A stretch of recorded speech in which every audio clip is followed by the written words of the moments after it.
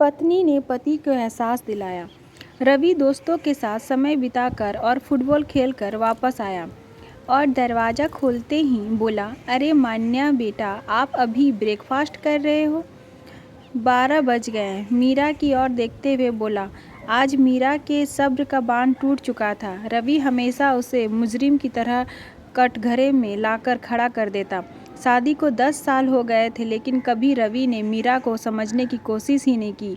हर काम में रोक टोक, बस यही आता था उसे। आज मीरा ने जवाब दे ही दिया, तुम्हें इतनी चिंता थी तो एक दिन घर रहकर मान्या का ख्याल रख लेते। 12 बज रहे हैं, इसलिए मान्या को दूसरी दफ़ा लिखा रही हूँ, गुस्से से कहा। सिर्फ रवि को अपनी मौज मस्ती की पड़ी रहती है। सप्ताह में 2 दिन की छुट्टी मिलती है, जिसका उपयोग वह अपनी खुशी के लिए करता है। ऐसा नहीं है कि उसे खुश रहने का हक नहीं है, लेकिन कभी तो बीवी और बच्चे की खुशी का ख्याल रखता। छुट्टी के दिन मीरा का काम और बढ़ जाता है।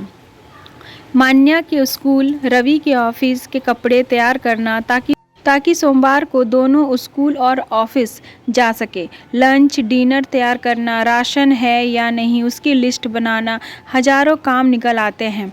मीरा मान्या को रोज़ शाम को बाहर मैदान में खेलने ले जाती, लेकिन वह चाहती कि मान्या 2 दिन ही सही रवि के साथ वक्त बिताए, खेले कूदे। लेकिन रवि उसे बाहर कभी नहीं ले जाता।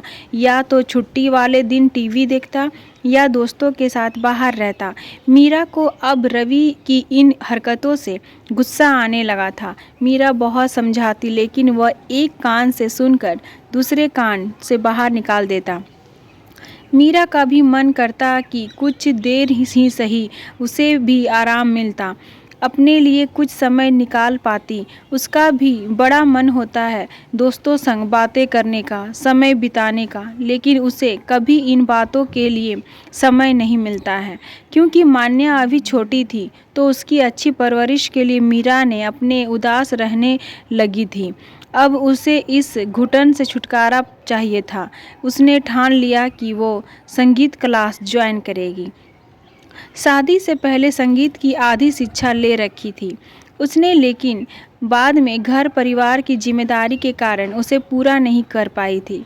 रवि को उसने साफ कह दिया कि हर रविवार 1 घंटे मान्या को तुम संभालोगे।